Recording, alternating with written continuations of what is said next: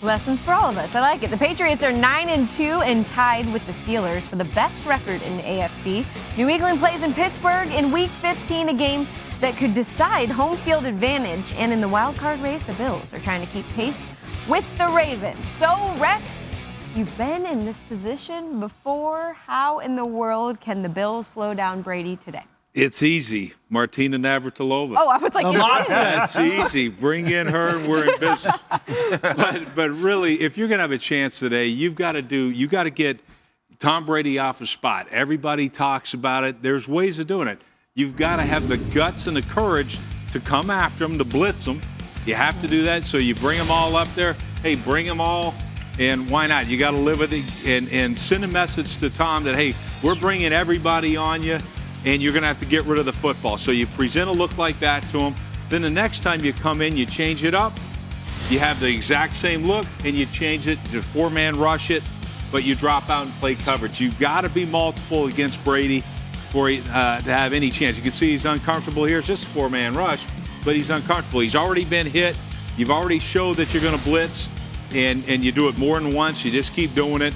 And then you just change things up on them, and you have to get them off the spot. You have to get them uncomfortable.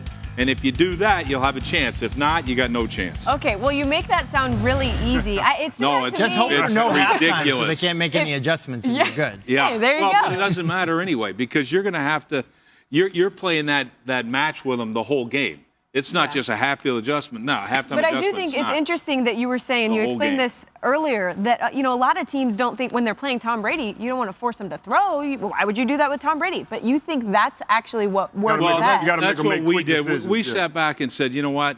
Look, give them a front and present it something that they're not going to run the ball on. At least we know they're going to throw it. And then you just change it up on them. So you play the game with them. You take more chances with blitzes, different type of things like that. And maybe overload pressures, something. But you can't just go out there and just play standard defense. If you do that, you're going to get beat. Yeah. I'd rather go down at least swinging. Yeah. Hey, we did beat them 5 times and could have beat them 5 others. We lost. But, no, hey. That was like a half. No, it's not really a 2 because they got more losses than any other coach, too, against Tom Brady. So, clearly, but it's not easy. But if you're going to go in and just play cover 2, cover 4 and all that, this guy's going to kill you. Yeah, well, it's all about, trying to make him make quick decisions. And sometimes you make him make bad decisions. But for the Bills today, the important thing for them is going to be tackling, yards after catch. When I go back and think about our old colleague Trent Dilfer, he always used to talk about death by 1,000 cuts, and that's kind of the way the Patriots beat you. They make quick throws. Tom Brady gets the ball out of his hands, but guys are not making tackles, and you see the running back here, making guys miss tackles, getting plus yardage after the catch, gets into the end zone. Here's Amendola. Makes the linebacker miss. He's getting extra yards. So every time these guys get the ball, they just continue to march down the field. And if you look at the game last week against Miami, before they knew it, they were down 21-10 at halftime. And you're looking at the plays that the Patriots made. They're not always big plays. It's just dink and dunk, dink and dunk. Then all of a sudden, they catch you off guard, hit you over the top eventually. But they just move the ball down the field methodically and put points on the board before you know it. It's a blowout. Charles, great point, and something that I don't think Tom Brady's gets the appreciation he should. You've seen all those guys make people miss in the open field. But what it is, he's so accurate with the football that everything's on the run. So when that ball's under your chin, you're able to run with it, and now you're able to use your athleticism. If the ball's thrown behind, you've got to turn your body, and now all of a sudden you don't have that momentum. And so that's one of the something people don't focus on, but you're exactly right when you say those are hey, it's a little dink and dunk things, but he's so accurate. He gets you full speed with the football. The ball is always where it's supposed to be. Well, one of the bad things about the Patriots, they got 10 guys either out or questionable on the injury report, and one of them that's not even on there, missed some practice time today, is Tom Brady with an Achilles, or as Randy likes to call it, the H-less. The H-less. So you can't win the game so like that. What do you got, Randy? Hey, guys, for me, I'm really looking at the offensive side for the Buffalo Bills. You're talking about Kelvin Benjamin being out. a young Zay Jones. I'm not really so much worried about a young receiver going against a Bill Belichick defense.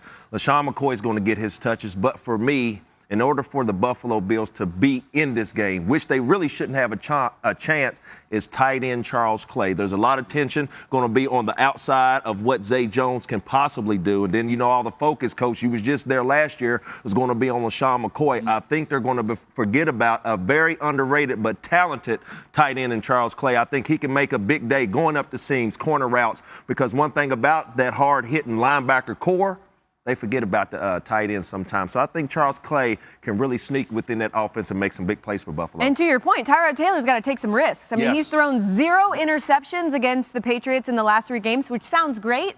Well, you've got to take some risks against these guys. Did you pick Charles Clay on one of your teams? Oh, that sounds like I need your Charles Clay. I think we're going to go over to Chris Mortensen now for more on this. There's familiarity certainly between the Bills and the Patriots. They're in the AFC East, and Bill Belichick, the master roster builder, not afraid to go ahead and pluck players from that Buffalo roster. Think about it. Chris Hogan played with the Bills, and they signed him after in 2016. Running back Mike Gillislee, who scored 6 or 8 touchdowns during their Super Bowl season last year from the Bills. Stephon Gilmore, a cornerback from the Bills. And then Alan Branch, a defensive lineman. Last season with the Bills was 2013.